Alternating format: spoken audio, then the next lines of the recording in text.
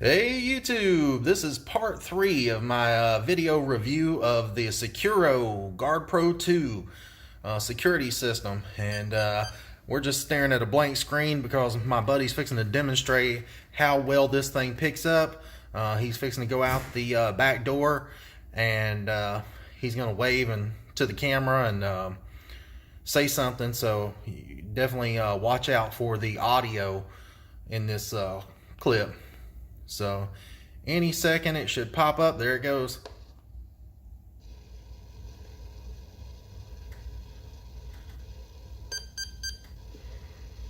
You can see that he's fixing to put a little water in his radiator. Nice hot summer day here in Tennessee. And you can see just how well that this security system it picks up everything. And you know, I'm sorry that you're able to see my fan turning in the background. I apologize for that, but I didn't even think about it till I already started filming. But you can tell everything is crystal clear. It's 1080p. You can lower the quality of it down to 720, but I've got it set for 1080p right now, and you can see just everything is just super clear. Now I will say it does tell you in the manual not to install your cameras real close to an HVAC unit, because it can set it off. Yeah, I don't know if you guys just heard him, but he was like, he walked by and waved and said, "Hey buddy," and took off. I could hear him clear as a bell. So anyways, what I was saying is you don't want to install your security camera so close to your HVAC that when it kicks on and off that it sets it off. So you know, just play around with that. Now you can adjust the sensitivity of when the camera kicks on and kicks off.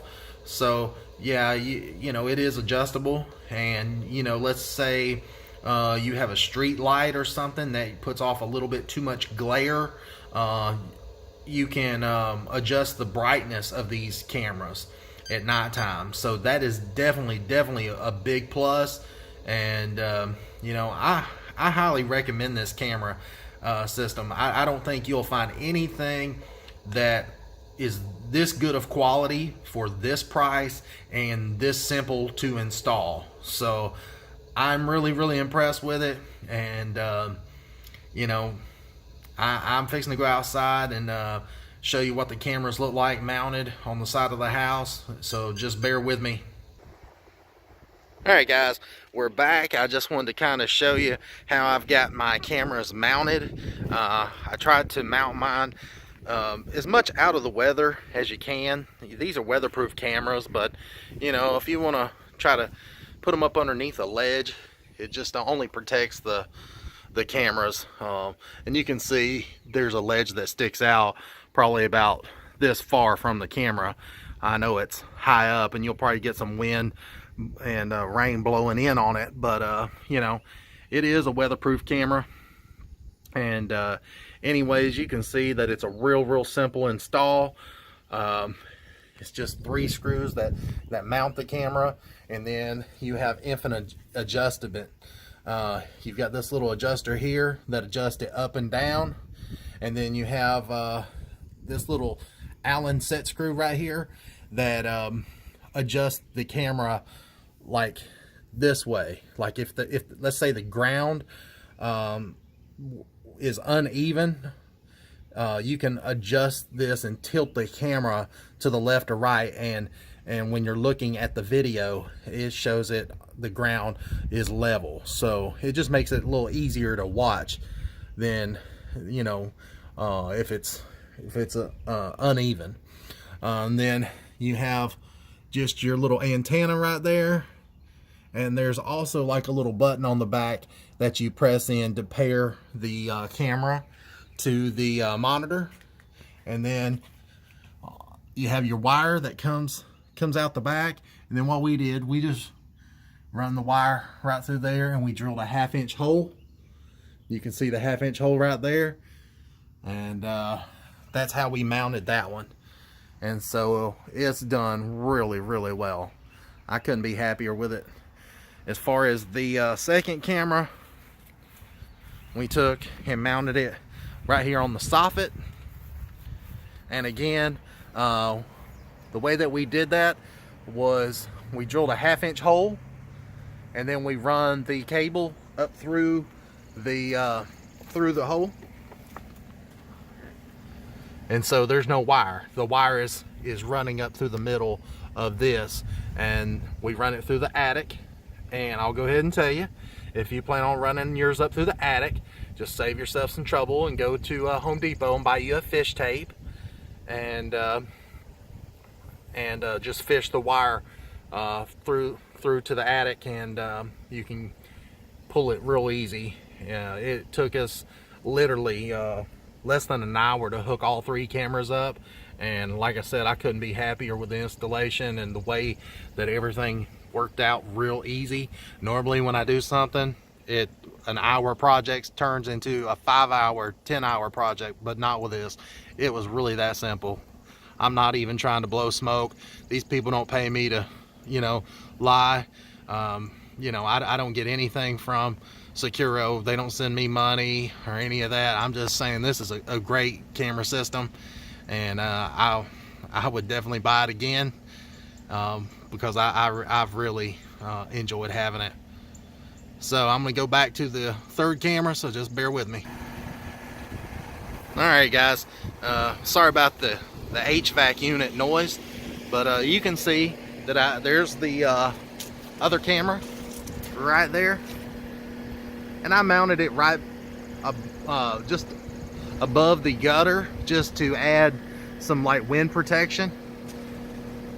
Don't know if that'll help it, but I just figured it might, add a little bit of wind and sun protection to it. So anyways, it is what it is. I mounted it like I mounted the second camera. I just drilled a hole in the center and run the wire up through and pulled it through in the attic, and real simple installation. All right, guys, I've got some things laid out here on the table that you will need to make your life a lot simpler when installing this security system on a house. And especially if you're installing it outside or inside, it doesn't really matter, because all in all, you're still going to need a 1/2 inch drill bit to drill the hole to feed the camera cable through to the other side of wherever you're going to plug it in at. And so you definitely need a 1/2 inch drill bit.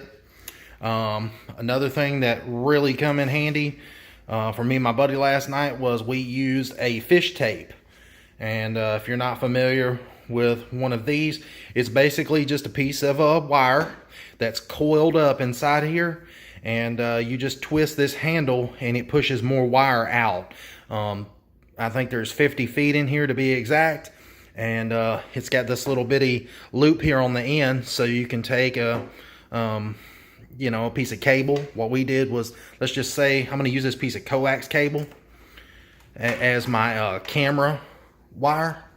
We just took that piece of cable and put it right there. Just bear with me because I'm trying to record this and do it at the same time. You just take that piece of wire and you just wrap it around that fish tape, and you just tape it. And we hooked a little connector into this little loop here on the fish tape, and we just when we drilled the 1/2 inch hole, we just stuck this this fish tape with a wire taped to it up through, and extended this out, about 20-25 feet or something, and it just pushed the wires in for us to be able to grab a hold of them real easy. And anyways, it made it so easy to grab the wires up in the attic, because when you push the wires in, most likely your house is going to be like mine, and you're going to have insulation, and it's going to be hard to reach the wires without having to walk through the insulation. And for me, there's like a little catwalk up in my attic, so we were able just to use this fish tape to push the wiring over to the middle of the floor where we could reach over there and grab it real easy. Another thing that you'll need quite possibly is a staple gun. And this one here is a Craftsman staple gun, and it has the wire guard feature on it. And I don't know if you can see this. Let's all right, guys, I took a piece of that coax cable and I stuck it to the end of this staple gun. You see it's got a little metal guard. If my camera will focus, see it's got a metal guard sticking up, and you just take and slide the wire right in the middle of that guard, and you're able to staple around the wire without the staple puncturing and going into the jacket of the wire. And so it just makes it really easy to staple with that little guard on there. So, you know, if you use a regular staple gun, be careful that you don't puncture the wire. You know, look for one that has a little guard on it, metal guard like this. It just makes it a lot easier. And the third thing that you will need is either an ink pen or just a little screwdriver. And the reason I say an ink pen or a screwdriver is because on the back of the cameras, it has one of those little bitty buttons that comes on a lot of different things. And you just mash it in, and that's how you use to pair the cameras to the monitor in there. So that's all the tools that you'll need. It's a really simple install, and I'm gonna show you some more features in the next video, so make sure you stick around. I'm sorry I broke this down into so many parts, but you know, I keep learning more and more stuff about this camera, and it's just amazing how many features this thing has for, you know, a $200, a little over $200 camera, you know. And you can add more cameras to it, like I said, for $70 a piece, and you know, you can have up to 4. And so right now, like I said, I've only got 3, but I'm planning on getting a 4th camera because I really like it that much. So anyways, guys, I'm going to end this video, and like I said, make sure you watch part 4, because I'm going to tell you more of the features and show you more on how to use the monitor of this system. And I know you're going to want to see it. And talk to you guys later. Make sure you like and subscribe.